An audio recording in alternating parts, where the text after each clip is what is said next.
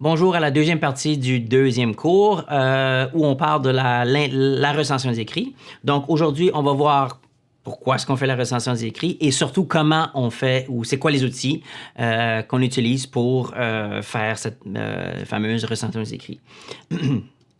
Donc, l'une des raisons, il y a plusieurs raisons pour lesquelles on fait une recension des écrits, mais il y a quand même certaines qui sont assez importantes et assez évidentes, disons. Alors, premièrement, on veut éviter de réinventer la roue. La recherche, on n'est pas là pour refaire, premièrement, ce que les autres ont déjà fait. Alors, on veut pas refaire les choses. Puis deuxièmement, on veut ajouter aux connaissances scientifiques. Alors, rappelez-vous que la science est réfutable, objective, et puis on peut la tester ou réfutable. J'ai déjà dit ça. Alors, ce qu'on veut faire, c'est qu'on veut ajouter à ce corpus de connaissances et non, c'est ça, tout recommencer à neuf pour trouver qu'il y a quelqu'un qui l'a déjà fait. L'autre affaire, c'est qu'il y a quand même beaucoup de personnes très intelligentes qui ont passé beaucoup de temps et ont mis beaucoup d'énergie à faire ce qu'ils ont déjà fait. Alors, on veut apprendre, on veut apprendre de eux.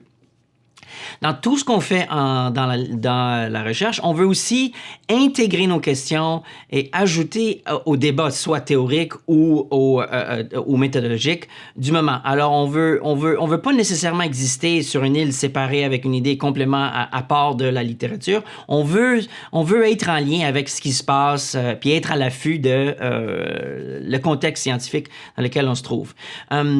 Deuxièmement, ou troisièmement, l'une des raisons pourquoi on veut faire la recension des écrits, c'est on veut confronter nos idées, nos hypothèses, nos opinions par rapport à les idées et la recherche des autres. Alors, vous avez peut-être déjà une préconception de c'est quoi un concept X, et puis c'est peut-être une opinion, c'est peut-être des observations, c'est peut-être des idées déjà préconçues.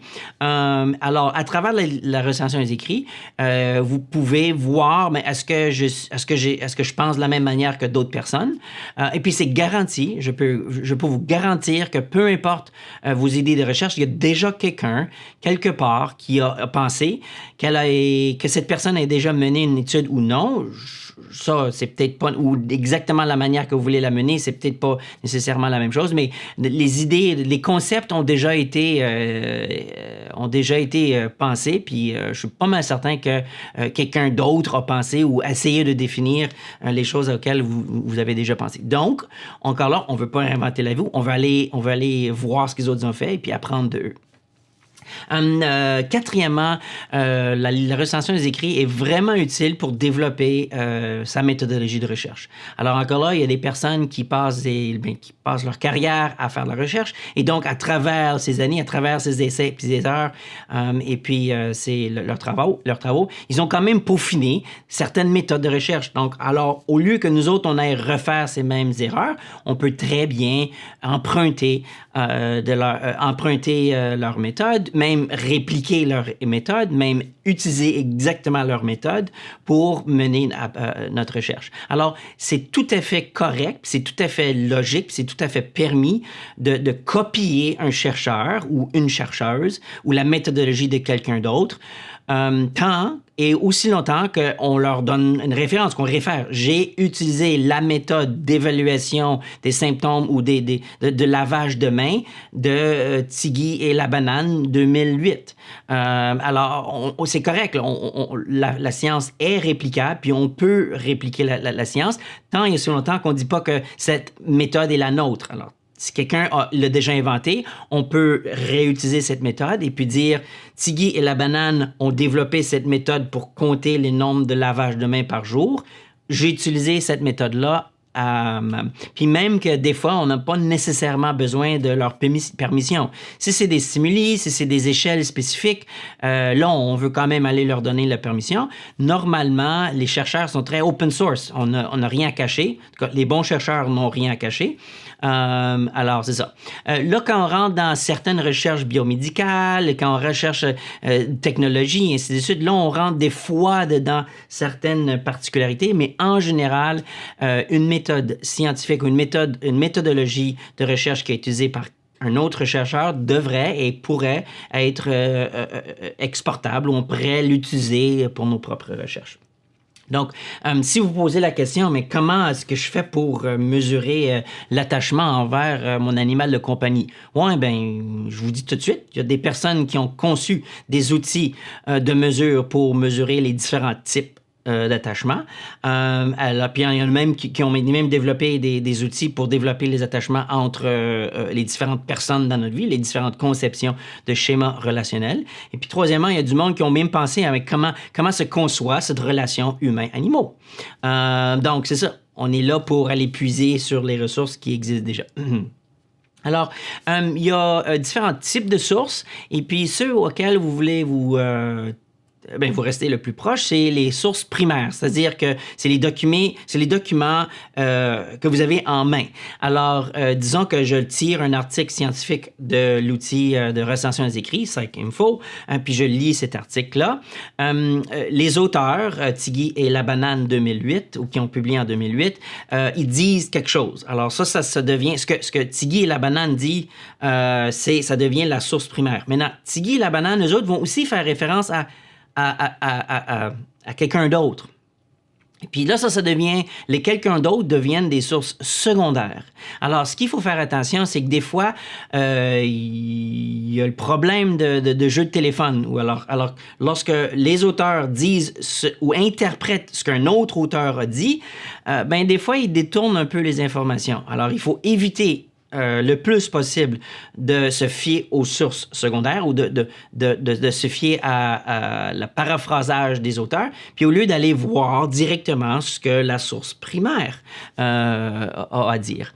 Alors, le plus possible, si on réfère à une source quelconque, on veut l'avoir lu ou on veut avoir compris de notre propre lecture ce que les auteurs disent de leur propre voix, disons. Il y a, en quoi est-ce que quels sont les différents types de diffusion de la littérature? Normalement, il y a, c'est composé souvent de livres. Les livres sont des thèmes très généraux, c'est assez long. C'est souvent aussi des opinions plutôt que des faits nécessairement ou une compilation de recherches scientifiques.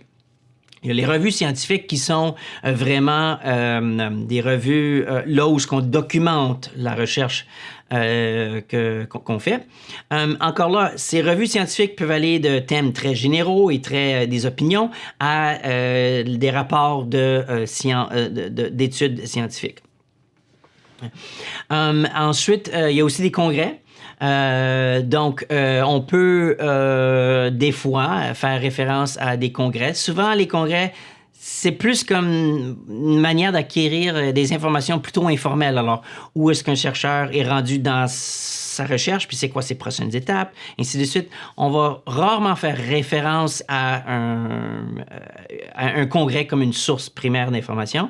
Et puis, mais ça existe. Et puis, il y a aussi des communications personnelles. Alors, encore là, si je communique avec un chercheur ou une chercheuse et puis je lui demande une certaine information, puis je pourrais utiliser cette information comme source primaire. C'est rarement utilisé comme source d'information. On utilise ces sources plutôt pour voir, c'est ça, pour information, l'accumulation d'informations plutôt informelles. Vous allez voir aussi que, juste pour revenir aux revues scientifiques, pas toutes les revues scientifiques ont la même qualité. Alors, l'une des manières d'évaluer la qualité d'un journal scientifique, alors c'est un peu comme, tu sais, tu as ton journal communautaire et puis tu as le New York Times. Pas pour dire que le New York Times est beaucoup plus intéressant que ton journal communautaire, mais disons que ils baignent dans deux différents contextes et puis c'est très différent. Les ressources dévouées aux journalistes du New York Times est très différent que les ressources dévouées pour votre journal communautaire. Alors, c'est un peu la réalité aussi dans les journaux, dans les revues scientifiques. Alors, il y a certaines revues qui ils sont simplement... On peut moins se fier. Disons que les informations qui sont publiées dans ces revues-là ont un moins bon Journal Citation Report ou Journal Citation Journal Impact. Alors, vous allez voir qu'on utilise le impact factor d'un journal pour évaluer quelle importance relative aux autres journaux ou autres revues scientifiques dans le domaine, quelle est l'importance de ce journal relative aux autres. On va voir, on va explorer ce concept dans l'activité de recension des écrits, mais simplement pour vous dire à ce point-ci que c'est pas parce qu'une étude est publiée dans une revue qui semble être scientifique qu'elle est rigoureuse et puis qu'on peut se fier aux informations.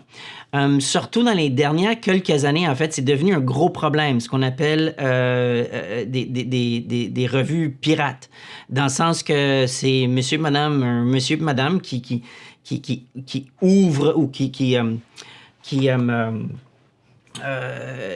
fondent un journal, ils vont demander des soumissions de n'importe qui, et puis ils publient ces soumissions ou ces articles dans leurs journaux et dans leurs revues scientifiques, qui disent avoir été révisés et qui demandent à l'auteur de payer. Alors, c'est la venue des open source ou c'est ça, des open source, pas des open source, mais des... c'est ça, des open source, les revues à distribution ouverte, qui causent un peu un problème parce que je peux ouvrir un site web, je peux inviter les auteurs à me soumettre leurs articles, je peux dire ou déclarer que ces auteurs ou les articles de ces auteurs ont été révisés et ont été rigoureusement critiqués, alors que c'est pas nécessairement le cas. Je peux charger un frais à ces auteurs-là. Alors moi, je me fais de l'argent et puis je mets ces articles sur le web à diffuser de manière gratuitement et puis tout le monde pense que les informations contenues dans ces articles sont rigoureuses. Alors, il faut faire attention et puis il y a quand même une certaine manière, il y a quand même des manières assez certaines de voir si la revue est vraiment de la bullshit ou pas. Et puis, c'est un peu à travers du impact factor qu'on va voir si on traite de vraies recherches ou si c'est vraiment du n'importe quoi. Donc, l'une des stratégies qu'on va utiliser pour la recension des écrits, c'est en fait, une fois qu'on a établi... une fois qu'on a trouvé une référence, un article scientifique sur notre sujet ou qui ressemble à notre sujet, l'une des premières choses qu'on va faire, c'est que on va aller voir dans cette même bibliographie. Alors, si moi, j'écris un article, je vais nécessairement avoir une liste bibliographique de revues ou d'autres études auxquelles je réfère. Alors, vous pouvez aller voir justement cette liste bibliographique pour voir, mais regarde, lui il réfère à lui, elle est exact, et lui. Alors, pourquoi est-ce que je ne vais pas voir là? Alors, un article va donner presque 30, 40 autres pistes. Si votre premier article est intimement lié ou très directement lié à votre idée de recherche, vous allez voir que la majorité des articles dans la liste bibliographique vont aussi être liés d'une certaine manière assez proche à votre idée de recherche. Donc, après avoir trouvé un article sur PsycInfo, puis justement, je vais vous montrer comment fonctionne PsycInfo, l'une des premières choses, c'est qu'on va à la liste bibliographique voir qu'est-ce qui se passe.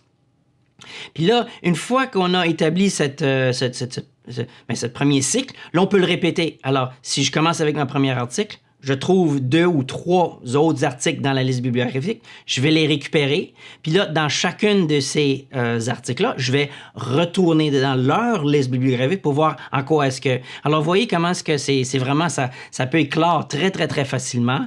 Puis ça peut s'élargir très, très, très rapidement.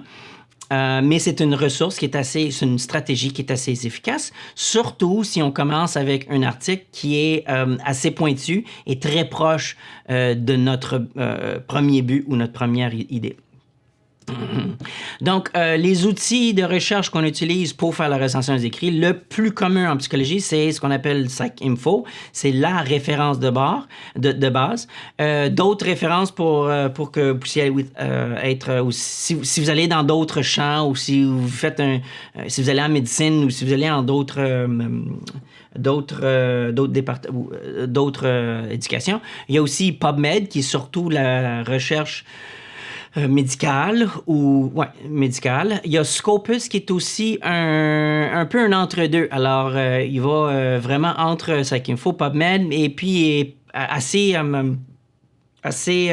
commun ou assez efficace pour voir les citations de ces ressources. Alors, on peut utiliser Scopus pour voir justement cet article X cite quel autre article. Alors, c'est une manière d'aller chercher d'autres informations aussi.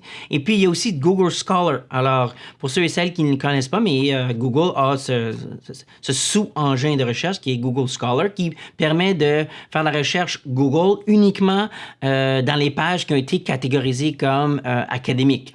Alors, c'est un outil qui peut être aussi commun. Mais encore là, la ressource qu'on va utiliser, puis la ressource vraiment de base pour nous en psycho, c'est PsycInfo. Il y a aussi d'autres outils auquel j'avais référé. Il y a le Journal Citation Index, qui est l'outil qu'on utilise pour déterminer le facteur d'impact. Alors, les années passées, l'UQAM a arrêté de s'abonner. Alors, le Journal Citation Index, c'est comme s'abonner à un magazine quelconque, là, ça coûte de l'argent.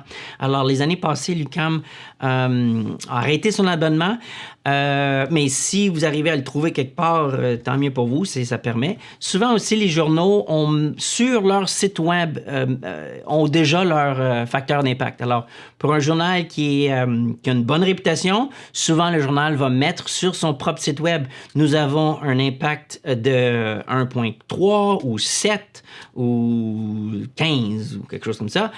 Si le journal a une très pauvre réputation, ils vont souvent pas mettre leur facteur d'impact. Alors, s'ils ont un facteur d'impact de comme 0,003, le journal va simplement pas le déclarer.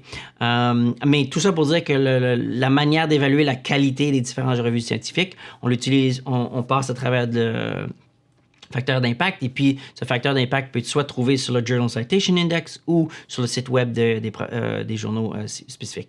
Scopus, là, est en fait un bon outil pour évaluer le facteur d'impact. Encore là, l'UQAM y était abonné, et puis ça peut être utilisé justement pour voir quelle est l'importance relative des revues scientifiques. Il y a une petite différence entre la revue scientifique et l'article scientifique. Les revues sont cotées, tandis que l'article n'est pas nécessairement coté. Alors, je peux avoir un article dans Science. Science ou Nature, c'est vraiment le summum du summum, c'est la top de la top, qui est comme les deux plus gros journaux scientifiques dans le monde. Alors, la revue scientifique Nature a une très, très haute cote, mais les articles à l'intérieur de ce journal scientifique ne sont pas nécessairement cotés. Alors, il y a une différence le facteur d'impact s'applique à la revue scientifique et non à l'article scientifique. Finalement, il y a la bonne vieille bibliothèque pour aller chercher des livres physiques.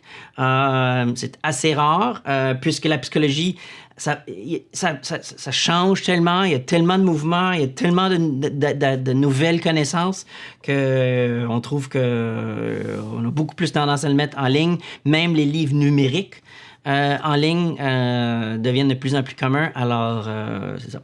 Alors là, je vais transférer, je vais changer d'écran et puis je vais me rendre à le web.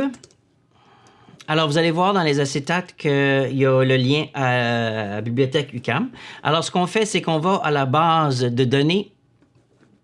On va aux ressources numériques, base de données. Là, on va aller chercher pour PsycInfo. Ça va ouvrir, ça va souvent nous demander pour... Ah ben là, ça ne m'a pas demandé parce que je m'étais déjà connecté, mais souvent, la première fois, ça va nous demander pour notre code MS et notre mot de passe, justement, pour qu'on puisse rentrer dans le portail à travers de la connexion à l'UQAM. Alors ici, une fois que je suis dans PsycInfo, c'est la base de données qu'on utilise pour faire notre recherche. Alors disons que je fais une recherche sur self-esteem. Vous avez avantage d'utiliser des mots-clés en anglais parce que c'est vraiment la majorité de tout existe vraiment en anglais. Vous pouvez essayer de faire une recherche en français parce qu'on va aller trouver certains articles ou certaines revues bilingues. mais c'est simplement pour un exemple ici. Alors, on commence avec un mot-clé. Vous allez voir qu'il y a 54 000 résultats pour l'estime de soi. Alors, c'est clair qu'on ne va pas passer à travers de ça trop rapidement. On ne peut pas passer à travers de ça. Alors, il faut peaufiner notre recherche déjà à travers de notre première recherche. Alors, vous allez voir ici qu'il y a déjà des catégorisations. Alors, il y a 38 000 articles scientifiques. Je vous recommande de peut-être commencer avec les journaux ou les revues scientifiques. Il y a des dissertations, il y a des livres, ainsi de suite. Alors, déjà, on peut couper quasiment 20 000, presque 15, en tout cas, plusieurs mille recherches en ciblant les revues scientifiques. Et puis ici, ben encore, si je veux rajouter des exemples ou si je veux faire une recherche à l'intérieur de mon keyword search de l'estime de soi, disons que je veux en anxiety. Alors, disons que je m'intéresse à l'estime de soi et l'anxiété. Là, premièrement, j'ai commencé avec l'estime de soi. Je suis allé aux revues scientifiques. Puis ensuite, là, une fois que je suis dans les revues scientifiques, là, j'ai rajouté à ma recherche anxiété. Puis là, je vois que je tombe à 6000 participants. Alors, en principe, les résultats qui devraient être à l'écran devraient incorporer... Il doit y avoir des keywords dans soit le titre ou dans le résumé, estime de soi et anxiété. Alors ici, disons que je m'intéresse à cet exemple ici. Ça, c'est un... Bon, regarde. Si je m'intéresse, par exemple, comment évaluer l'estime de soi, l'Emerging Adult Stress Inventory. Disons que je me demande comment est-ce qu'on arrive à mesurer ça. Alors, ici, on voit déjà à l'écran l'abstract. Je peux rapidement lire l'abstract. Est-ce que c'est quelque chose qui m'intéresse ou non? Est-ce que c'est en lien avec ma recherche? Ainsi de suite. Disons que oui, c'est quelque chose qui m'intéresse. Vous allez voir ou qui est important pour ma recherche. Vous allez voir que souvent, on va avoir déjà un lien soit PDF. Puis cliquer sur le PDF. Ça télécharge le PDF et c'est simple que ça, on a accès à ces informations. Alors, voilà l'article en question. Alors là, si c'est quelque chose qui est important, on la lit. Et comme je l'ai déjà mentionné, une des premières choses qu'on peut même faire, c'est aller directement aux ressources. Puis on va voir, OK, mais quelle autre ressource ou à quoi ces auteurs ou à qui ces auteurs réfèrent. The Stress Response Dampening Hypothesis. Ah, regarde, c'est intéressant. Même que, puisque ça existe au niveau numérique, je peux même cliquer sur le DOI. Alors, le Digital Object Identifier. Alors, souvent, il y a des PDF qui sont, où les liens sont déjà cliqués. Alors, je peux même cliquer directement sur le lien. Ça va m'apporter à l'article en question. Alors, c'est quasiment trop facile.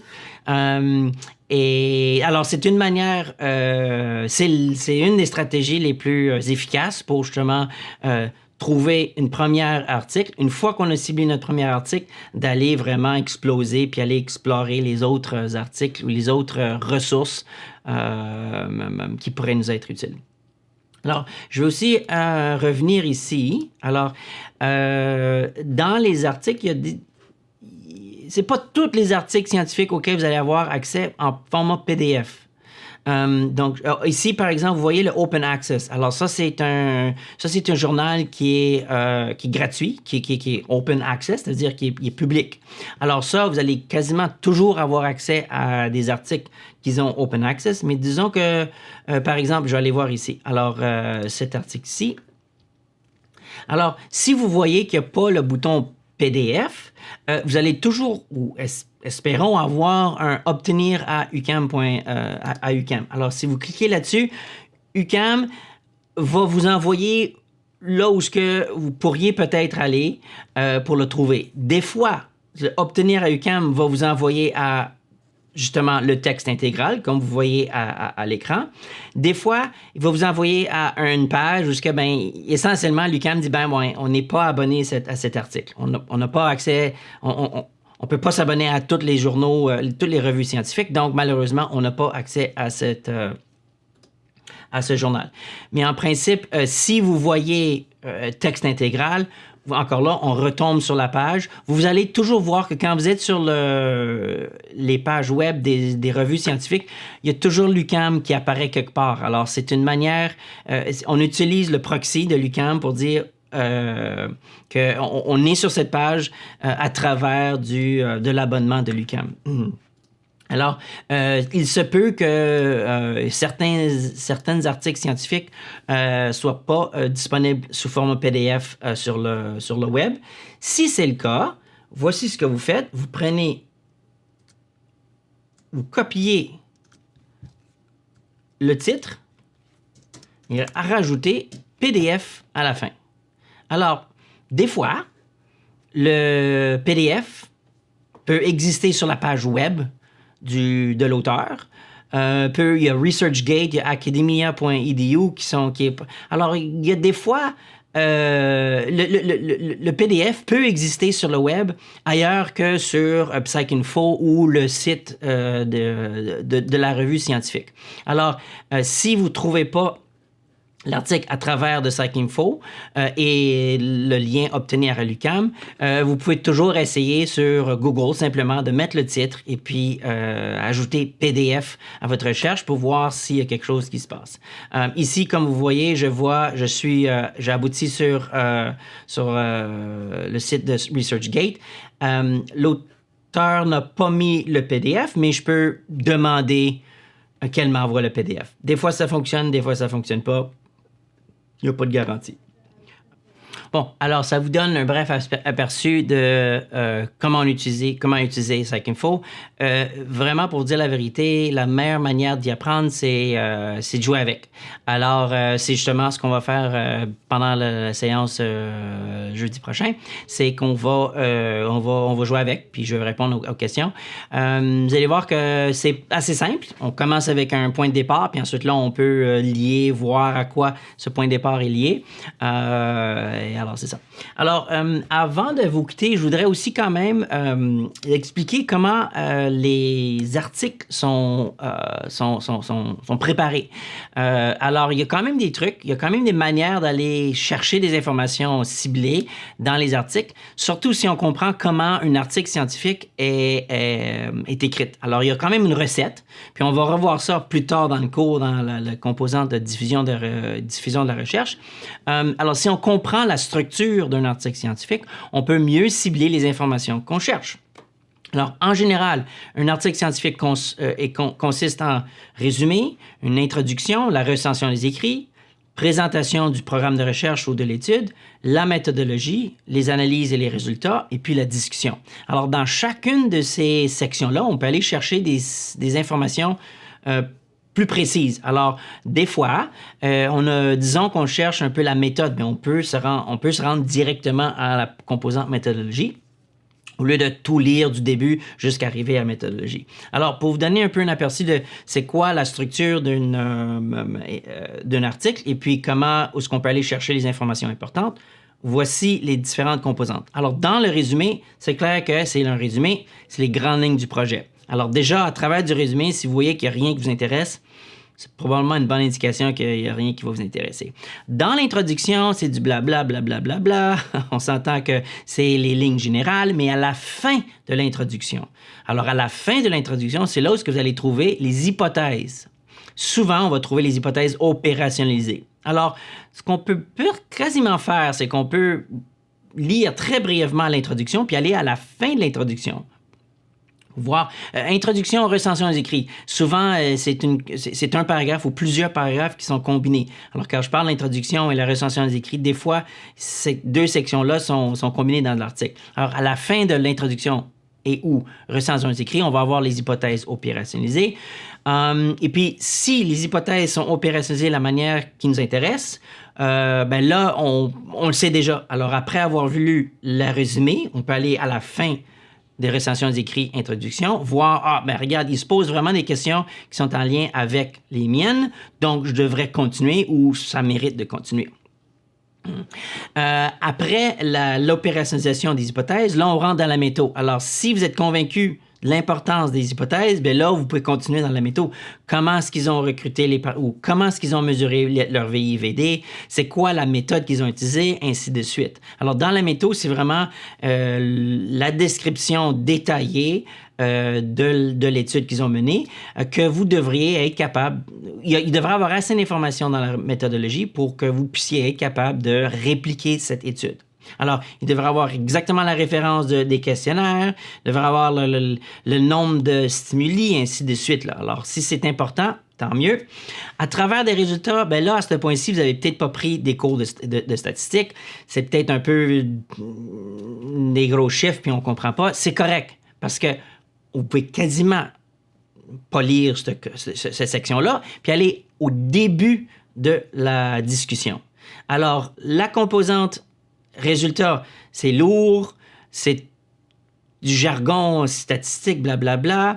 À l'intérieur du jargon scientifique, il y a peut-être des phrases que vous allez comprendre, tant mieux, excellent. Mais si les auteurs ont bien fait leur job, ils devraient avoir répéter les conclusions générales de leur étude dans le premier paragraphe de leur discussion. Alors, ils devraient commencer la discussion en disant quelque chose comme « Nos résultats montrent que plus l'estime de soi augmente, plus les résultats scolaires augmentent aussi. » Alors, ça, c'est des informations que vous pouvez comprendre, que vous pouvez interpréter, puis qui ont de l'allure. Si les auteurs n'ont pas fait leur job, ben là, il va peut-être falloir décortiquer puis le lire en détail la section résultats. Mon point étant que, au lieu de passer du temps à passer à travers de toute l'introduction et tous les résultats, vous pouvez quasiment sauter l'introduction pour voir est-ce que les hypothèses sont importantes. Si les hypothèses sont importantes, là, portez attention à la méthode.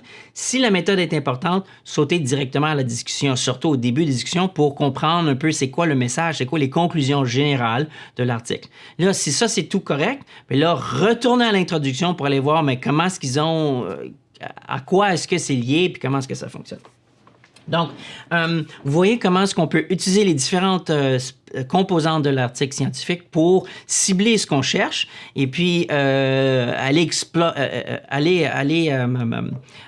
extraire les informations beaucoup plus efficacement.